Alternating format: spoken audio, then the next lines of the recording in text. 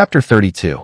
Levin had long before made the observation that when one is uncomfortable with people from their being excessively amenable and meek, one is apt very soon after to find things intolerable from their touchiness and irritability.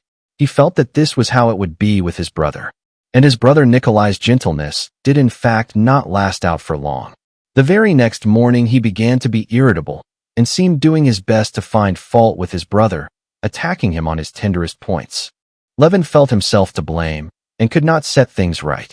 He felt that if they had both not kept up appearances, but had spoken, as it is called, from the heart, that is to say, had said only just what they were thinking and feeling, they would simply have looked into each other's faces, and Konstantin could only have said, "You're dying, you're dying," and Nikolai could only have answered, "I know I'm dying, but I'm afraid, I'm afraid, I'm afraid."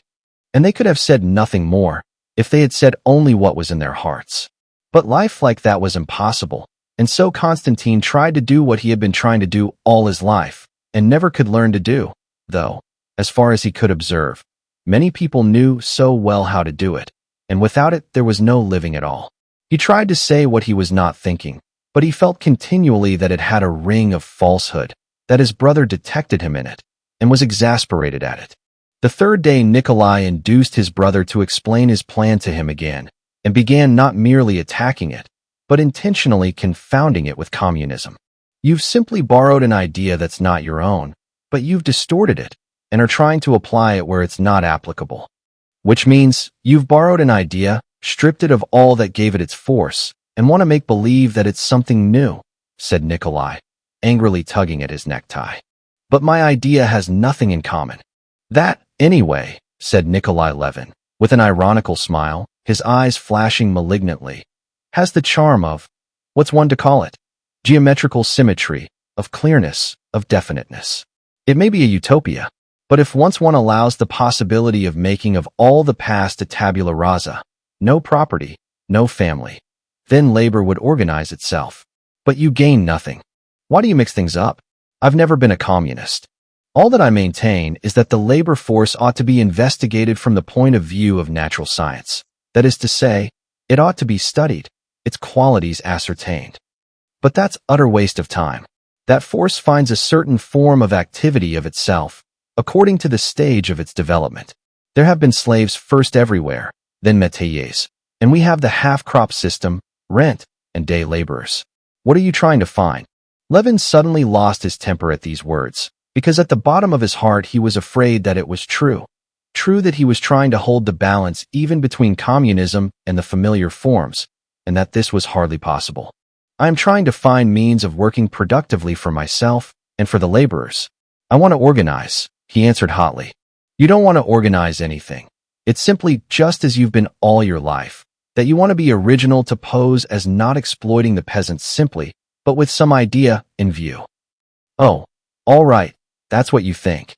And let me alone, answered Levin, feeling the muscles of his left cheek twitching uncontrollably.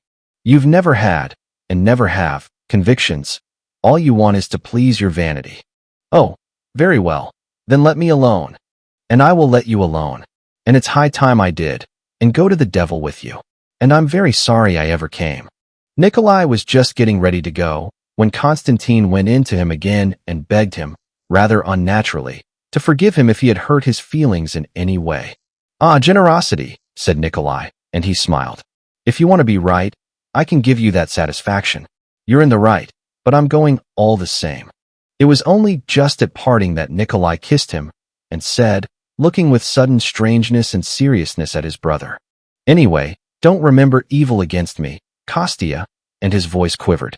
These were the only words that had been spoken sincerely between them. Levin knew that those words meant, you see, and you know, that I'm in a bad way, and maybe we shall not see each other again. Levin knew this, and the tears gushed from his eyes. He kissed his brother once more, but he could not speak, and knew not what to say. 3 days after his brother's departure, Levin too set off for his foreign tour.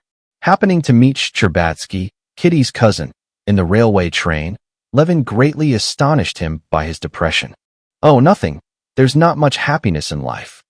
"Not much? You come with me to Paris instead of to Mulhausen. You shall see how to be happy." "No, I've done with it all. It's time I was dead. Well, that's a good one, said Strabatsky, laughing. Why? I'm only just getting ready to begin. Yes, I thought the same not long ago, but now I know I shall soon be dead. Levin said what he had genuinely been thinking of late. He saw nothing but death or the advance towards death in everything. But his cherished scheme only engrossed him the more. Life had to be got through somehow till death did come. Darkness had fallen upon everything for him. But just because of this darkness, he felt that the one guiding clue in the darkness was his work, and he clutched it and clung to it with all his strength.